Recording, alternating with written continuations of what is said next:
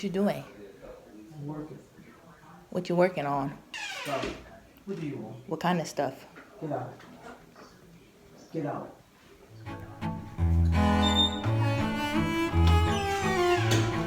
So it's time for me to go. It's time for me to leave. I'm almost 29.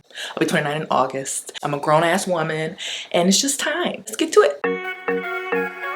Today I'm gonna take you around and have you follow me along this journey of me trying to find a home, exactly what I do, all the steps I'm taking, my price range, how I found a real estate agent. I mean, it's really simple. Everything is so simple, but it's just like the gravity of spending all this freaking money on like your house, and like you have to live in it and you don't want it to be like a piece of shit. It's been very, very, very stressful for me. My price range is between like 100,000 to 170,000. I think the sweet spot for me is about $150,000. I want at least 2 beds, 2 baths. I prefer 3 bedrooms, 2.5 baths.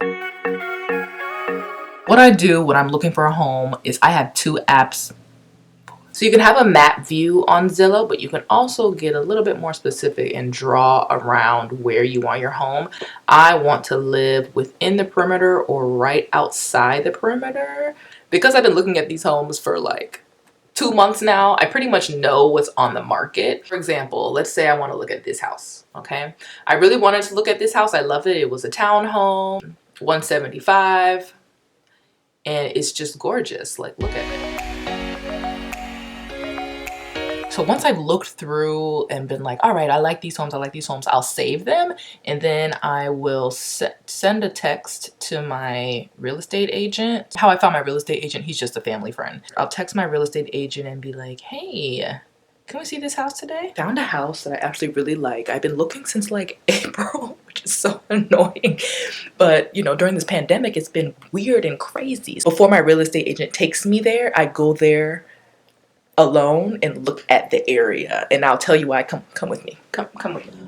Okay, we're going. I like to go see the home first, because if I don't like the area, I don't even want to waste my time going inside, especially with like Corona going on. Like, I have my mask on and everything. It's just a hassle. My first mistake, the first weekend I went, I took my entire family. I literally almost had like a panic attack. So I refuse to take my family with me because there's just too many freaking opinions. So I'm gonna drive there now and look at the area.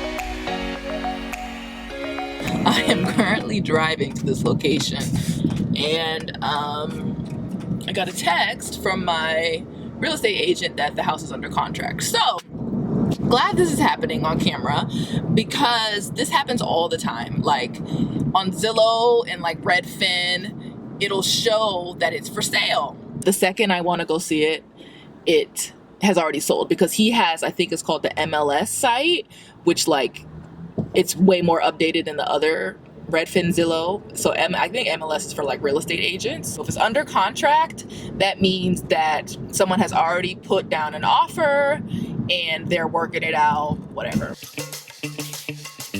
I am now in front of the house. The for sale sign is still in the yard, so I'm like, ugh, you're so annoying. I think the townhome community is cute. It's not my absolute favorite. So that's why I came anyway, because this happens all the time.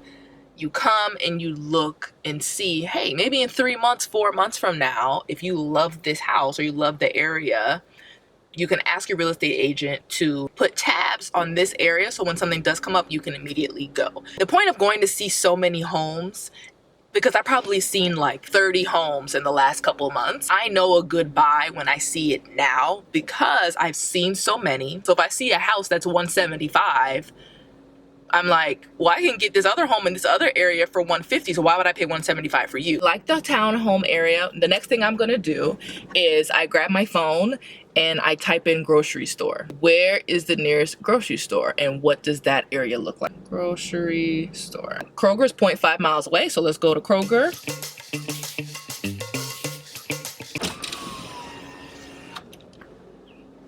Hi, how are you? Hi, are you the owner? Do you like this area? So you like it? You love it? I'm trying to buy in this area. Are your HOA fees high? Now that's how you do it. So let me just explain what I just did. I'm driving to the grocery store, but I saw another townhome area that was super cute.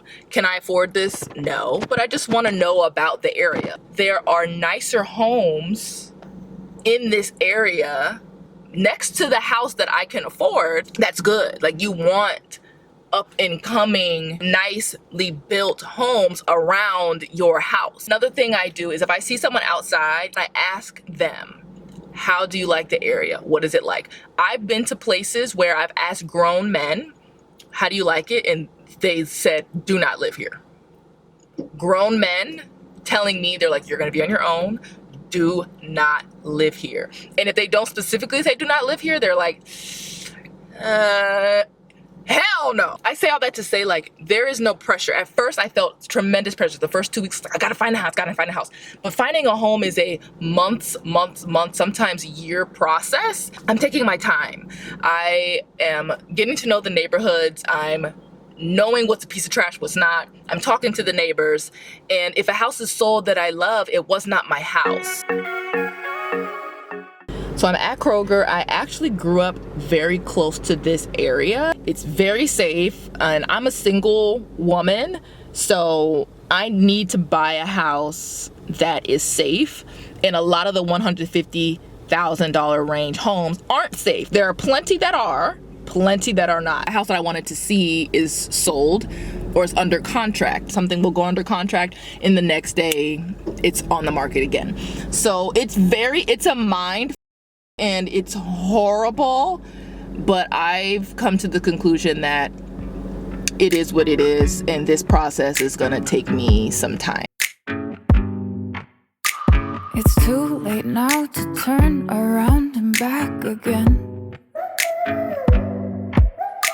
I made my bed and So for me, going to these homes, going in the area, looking at where the nearest grocery store is, looking at what schools are in the area is just as important as looking inside the house. And another important part for me is that I will be putting 20% down on my home. Right now, I have saved $22,000. In my previous video, I had been at $20,000, but because of Corona, I've just been stacking my money. Always wanted to put 20% down. That's just me.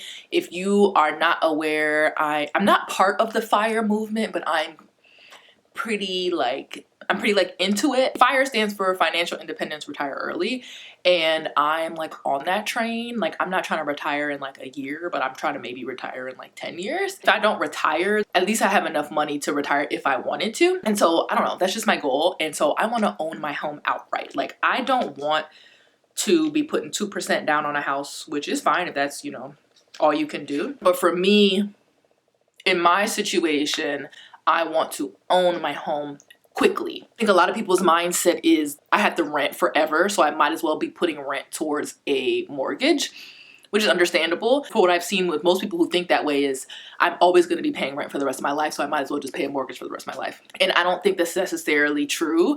There are plenty of people who own their homes. Oh, you look at the camera. Plenty of people who own their homes outright, and I want to be one of those people. If I can't save exactly 20%, that's okay. You know, it's not like that serious, but I want to put as much down as I can. Next point of like feeling weird is the market gonna crash? Like, is the market gonna crash? Should I be buying now? Like, when I tell you houses are flying off the shelves, it is June. I've been reading like different articles and like hearing different things, and nothing has changed since the virus happened. Like, all the homes that I've been looking at the last few months, the prices have been the same. Well, some people are saying like wait a few months and the market's gonna crash. It's like, do I wait? Do I not wait? Do I wait? Do I not wait? If I see one I like, do I buy? Or is it gonna be a big mistake? There's been plenty of people who bought a house early in like January 2008 and the market crashed a couple months later, or whenever it was. They are just now getting back to what their home is worth. So I don't want to make that mistake. Some people say buy now because the interest rates are the lowest they're ever gonna be, like ever. You're in it for the long run, then you might as well buy now regardless of the crash because the market's gonna come back up. So it's just like, oh my God, what are you talking about? You can't time the market, but also a lot of people are jobless. So you know what comes with that? People can't pay their mortgage. So I don't know. I feel weird. I feel crazy. I have really been praying a lot and meditating a lot. And I'll like put here like the books that I've read recently. So there is a sign. I asked the universe and God for a sign. And I won't say what the sign is, but I know that the house for me is for me.